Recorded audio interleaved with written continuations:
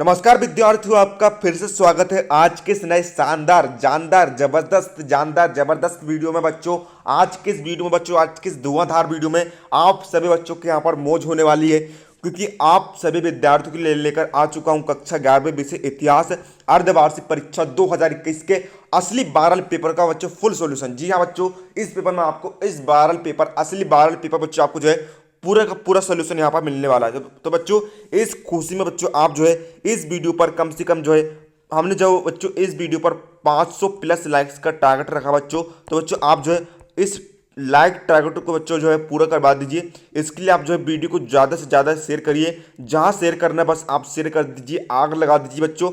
बस ये like target हमारा जो है पूरा यहाँ पर हो जाना चाहिए। तो बच्चों आप इस वीडियो के लिए लाइक जरूर कर देना, साथ ही चैनल पर नए हो तो चैनल को सब्सक्राइब करके बेल नोटिफिकेशन ऑन कर देना, ताकि जैसे ही कोई नया वीडियो हम अपलोड करें आपको उसकी तुरंत नोटिफिकेशन मिल सके। तो बच्चों आइए हम वीडियो को बिना किसी देरी के यहाँ पर शुरू करते हैं। बच्चों यदि आपने इस हल को देख लिया और आपने जो है रट्टा मार लिया, देखिए बच्चों आपके पास जो है समय 2 या फिर 3 घंटे ही शेष है। यदि आपने बच्चों रट्टा मार लिया तो बच्चों आप जो है इसे परीक्षा में टॉप करने वाले हो और गर्दा बच्चों आप जो है बिल्कुल उड़ा दोगे, गर्दा उड़ा दोगे। ठीक बच्चों, तो बच्चों देखिए सबसे पहले हम जो क्वेश्चन पेपर यहाँ पर देख लेते हैं। देखिए बच्चों आपकी जो ऑब्जेक्टिव क्वेश्चन बच्चों जो है देखिए पहला बस आपका अवेलेबल हुआ है और वो भी बच्चों जो है कुछ दिखाई नहीं दे रहा है, पूरा धुंधला धुंधला आया है ना। सिर्फ पहला आपका प्रश्न आया है। फिर बच्चों देखिए आपको जो है 6 से लेकर 16 तक के प्रश्न आपके अवेलेबल हुए, वो है भी बड़े मुश्किल से यहाँ पर दिखाई दे रहे हैं। तो बच्चों हमने आपके लिए जो है प्रश्न 6 से लेकर 16 तक के प्रश्न का सोल्यूशन तैयार किया है। यदि बच्चों आप इन्हें ही तैयार कर लेते हो बच्चों तो आपको जो है परीक्षा में 40 से 50 नंबर लेने से कोई भी नहीं रोक पाएगा।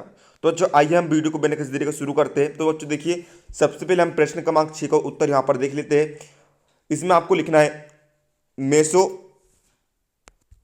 8400 जी हाँ, याद कर लीजिए व्हाट्सअप नंबर, क्योंकि अब चाहे आपका मैथ्स का सवाल हो या फिजिक्स केमिस्ट्री बायोलॉजी का, आपके हर डाउट हर क्वेश्चन का मिलेगा तुरंत वीडियो सोल्यूशन, वो भी सीधा आपके व्हाट्सएप पर।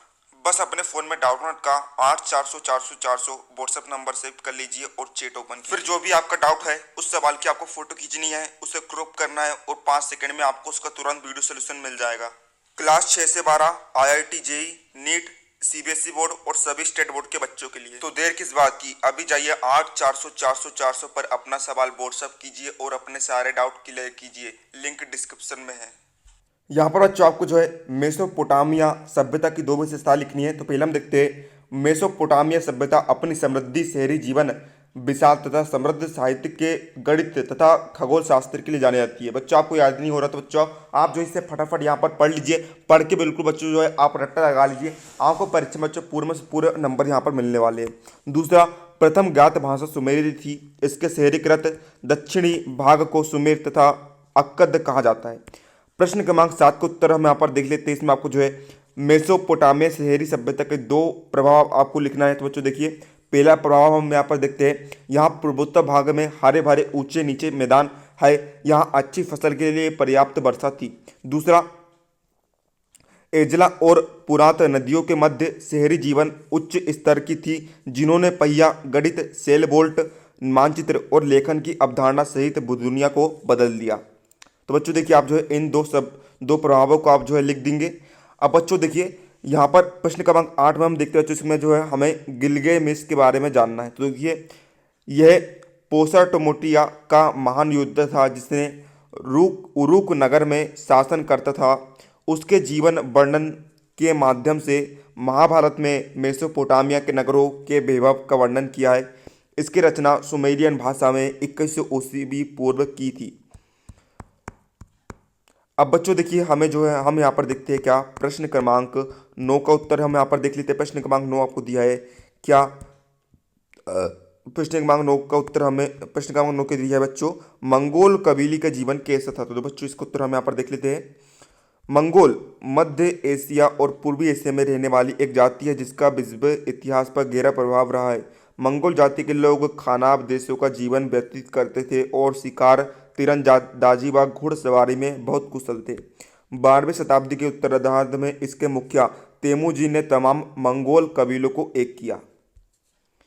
अब बच्चों यहाँ पर देखते हैं हम प्रश्न क्रमांक 10 आपको देख लेते हैं। देखिए प्रश्न क्रमांक 10 हमें क्या दिया है, यहाँ पर प्रश्न क्रमांक 10 बच्चों प्रश्न हमें दिया है क्या दिया बच्चों, यावर साम्राज्य से आप क्या समझते हैं? तो बच्चों इसको उत्तर देखिए, यावर साम्राज्य। तो देखिए बच्चों, यावर साम्राज्य, इन्होंने 13वीं और 14वीं शताब्दी में पार महाद्वीपीय साम्राज्य की स्थापना चंगेज खान के नेतृत्व में की थी।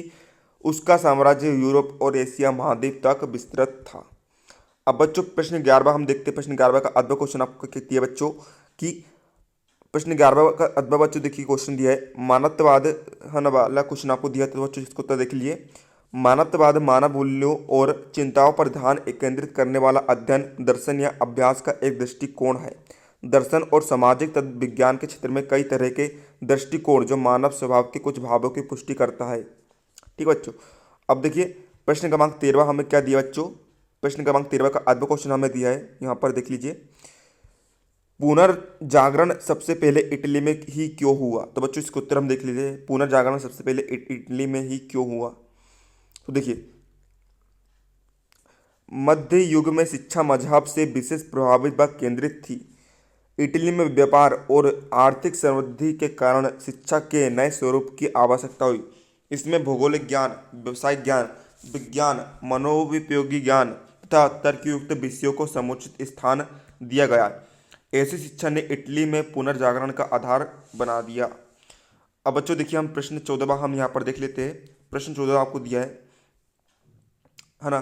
प्रश्न 14वां का अद्भुत क्वेश्चन बच्चों हमें क्या दिया है, समझिएगा।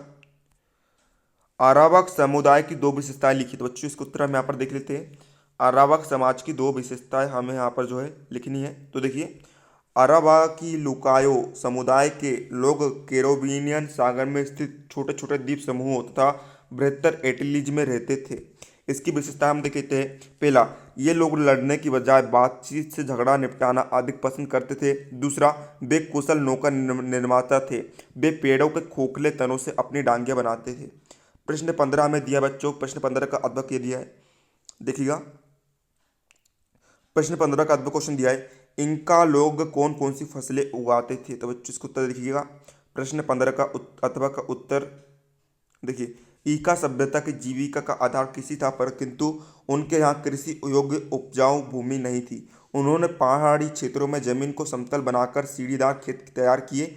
उन्होंने सिंचाई की प्रणाली और जल निकासी विकसित की। इनका लोग अनाज में मक्का और आलू उगाते थे। भोजन तथा श्रम के लिए लोग लामा पालते थे।